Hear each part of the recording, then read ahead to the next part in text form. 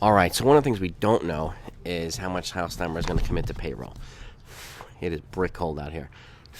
And so, and that whether that means, bringing Aaron Judge back and then some after that, we just don't know. So I want to propose 5 trades that he can help make the Yankees better in the event the Yankees don't wind up committing a lot to payroll or can't move Donaldson and Hicks or whatever is in the way. These are moves that are doable, realistic moves that can help them get better one way or the other. Okay. Now number one is with the Pittsburgh Pirates. I know they got Junior Fernandez the other day on waivers, which is I think a big thing for the Yankees. Got another big arm for the bullpen. But I still think they can use another bullpen arm, one way or the other. And this is a multiplayer trade, and we've talked about this before. Okay, in this case, they would get Brian Reynolds and David Bednar from the Pittsburgh Pirates. Okay, for at the very least a package led by Jason Dominguez, Roderick Arias, Will Warren, and maybe a little bit more. Okay, and this to me is a doable package. None of these guys are irreplaceable. Okay, and there's been some concerns recently about Jason Dominguez again not hustling in the winter ball, so that to me makes him more tradable. And if you're going to get somebody like Brian Reynolds, and keep in mind too, there's no guarantee. Even with Aaron Judge back in the fold, they still need to fill the left field spot. Okay, and Brian Reynolds, if you can get him a switch hitter, he can be their number 2 hitter, their number 3 hitter, or whatnot. And he hits with power, he hits with contact. He's a pretty solid outfielder too. I know we've got Harrison Bader in center, but I would see if we can get Brian Reynolds over there in the left, in the corner outfield spot. So, and again, you're adding David Bednar to the bullpen, get that another power arm out there in the bullpen. So, and again, the packages, you probably have to add to some of these packages, but it is what it is. So that's trade number 1. Okay, and by the way, this is your first time here, welcome to the channel. I hope you enjoyed enough to subscribe, and if you do, hit the notification bell as well.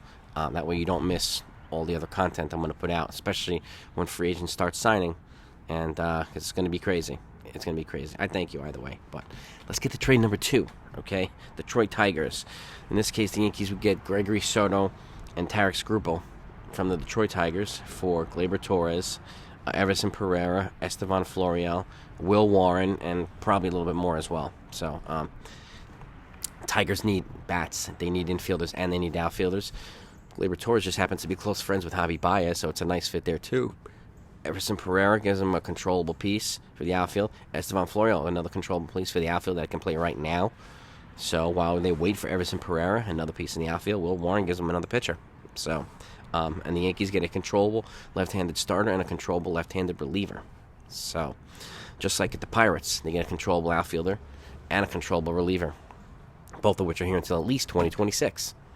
Okay, so this is another one with the Detroit Tigers. It addresses needs for both sides. I don't know if the Tigers would be willing to give this much, but they're not contending anytime soon. So it's worth pursuing, at the very least. And again, it'll make both teams better, particularly the Yankees. Okay, number 3, a trade with the Milwaukee Brewers. Milwaukee would send Brandon Woodruff, one of their starters, to the Yankees for Estevan Florial, Oswaldo Cabrera, and Luis Hill. Luis Hill, I know, coming off Tommy John, but again, potential ace, but at the same time, Woodruff is way ahead of Luis Hill. Okay, and the Yankees want to win right now. A guy like Woodruff would be a wise piece to add to this rotation.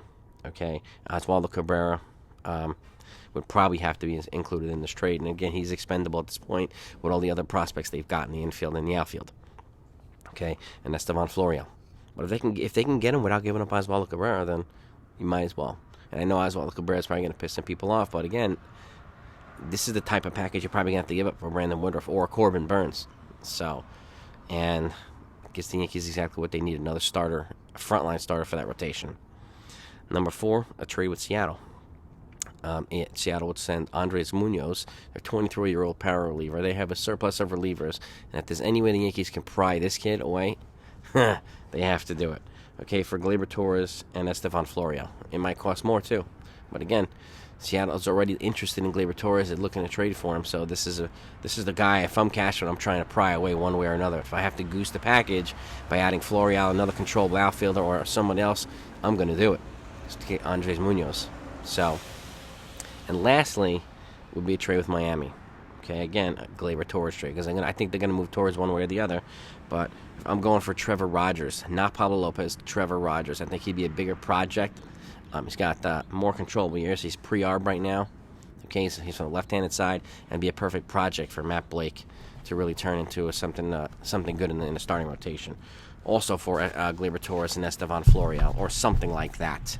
And again, so each one of these trades gives the Yankees a controllable piece or two controllable pieces, and which fits the objective. If they don't want to spend in free agency, these are the types of trades that they need to make to get better one way or the other. And to me, each one of these trades make the Yankees better. Now, again, like I said, I don't know what the return package would have to be. It would have to be something like this, or maybe even more.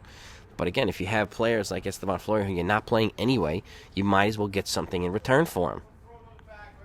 Right? If they're looking to move Gleyber Torres, which they are, you might as well get something back for him. And I think the best piece to get back for Torres is pitching, whether it be relief or starting pitching. So, but let me know what you think, folks. Okay? Give me your feedback. Give me any other trades you might have in mind. Put them in the comments. Let's get into it. Have a good week. Talk to you later.